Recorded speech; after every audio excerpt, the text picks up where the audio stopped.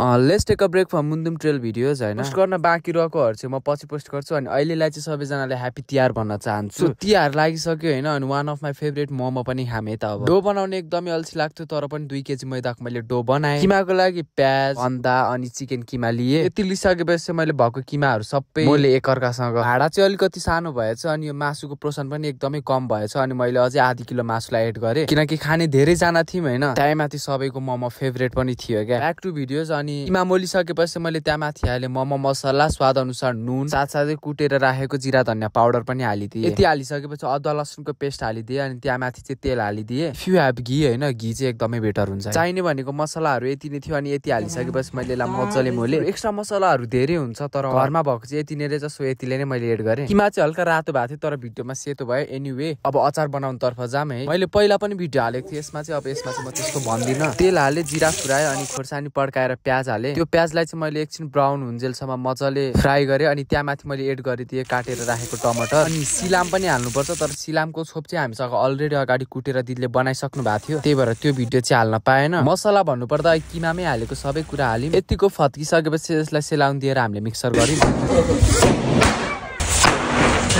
मसँग बेल्ने ढङ्ग थिएन तर पनि मैले बेल्न कोसिस गरेँ तर भएन रे क्या मैले गरेको चाहिँ। त्यही भएर दिदी चाहिँ अगाडि बढ्नु भयो। मोमो बनाउने मान्छेहरू चाहिँ धेरैजना हुनुहुन्थ्यो तर मलाई चाहिँ मोमो बनाउन पट्याउन चाहिँ आउँदैन क्या। फेरि लिटरली भन्नुपर्दा मलाई मोमो खान मात्रै आउँछ क्या। मैले त्यत्रो किमा पनि बनाएँ अचार पनि बनाएँ डो पनि बनाएँ चाहिँ बाँकी रहेको कामहरू सबै मैले नै गरिरहेको छु। आई मिन आगो बाल्ने मोमो बसाउने झिक्ने मैले नै गरिरहेको थिएँ क्या। यो पनि धेरैजना हुनुहुन्थ्यो अनि मोमो पनि छिटो मक्टुमा भर्न थाल्नु भयो। कोही चाहिँ झिलिमिली टाग्नमा व्यस्त हुनुहुन्थ्यो हैन अब तिहार लाग्यो नि। कोही चाहिँ अब बेल्नमा व्यस्त भेनाजले चाहिँ बेल्नु भयो। म यही काम गरिरहेको थिएँ। मोमो पनि पाक्दै गयो अनि केटाकेटीहरूलाई पनि हामीले मोमो दिँदै पन्छाउँदै गरौँ क्या। केटाकेटीहरू चाहिँ एकदमै धेरै अनि त्यसपछि हाम्रो पालो चाहिँ अन्तिमतिर आइरहेको थियो। लगभग हामीले 4 बजेदेखि गरेको काम यत्रो जनाले पन्छाउँदा खुवाउँदा ओर्दा चाहिँ 10:30 चाहिँ भएको थियो। सो हजुरहरु पनि बनाएर खानु होला। फेरि पनि happy Tihar guys enjoy your festival. So this was for today see you in the next vlog. Bye by.